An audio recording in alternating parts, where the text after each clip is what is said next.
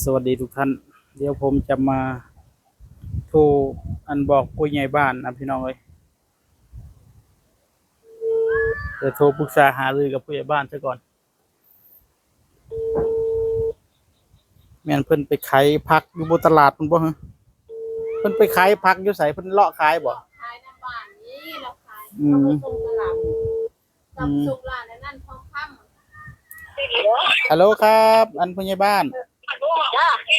ผมเองเด้อที่มาเมื่อนั้นน่ะเอออันผมสิผมสิถามเจ้าอะนะโอ้มันคือเสียงอีหยังมันคือหลายเสียงแล้วบัดนี้เดี๋ยวดูมันน้องเดี๋ยวจะค่อยไปก็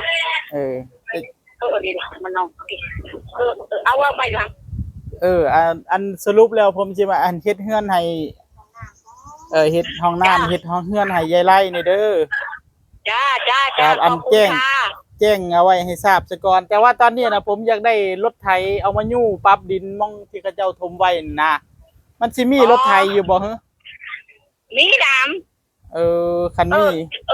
จิรอในเลยได้กำลังตะเนี่ยเราสิลงแน่อะไรตลองเจ้า5 ปีเท่าจะเลยบ่เด้อเจอบ่เด้อจะเลยย้ายจังอะไรเด้อวักรถสิล่ะอันมื้ออื่นก็ได้เด้อมื้ออื่นหารถมาปรับดินให้แน่ก็ได้บ่เลยทำอยู่เนาะครับปรับดินให้มันโล่งๆเลยเด้อผมสิได้เฮ็ดงานได้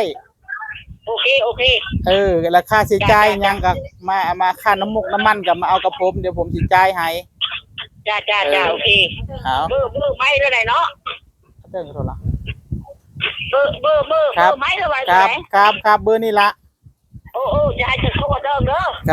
รับหารถไถมาจัดการให้หน่อยเด้อครับช่วยอะไรอายุอะไรล่ะครับเอาค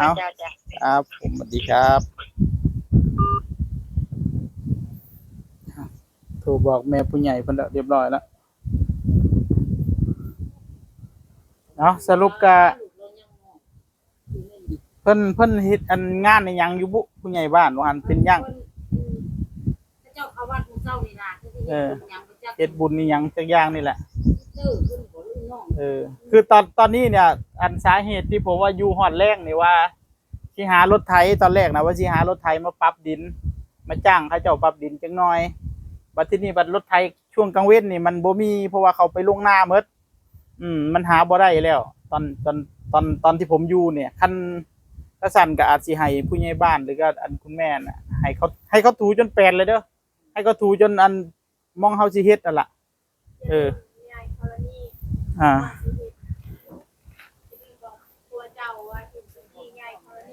เอาเดี๋ยวพาแม่เพิ่นไปเบิ่งจังหน่อยมองเฮาสิถูไปเบิ่งไป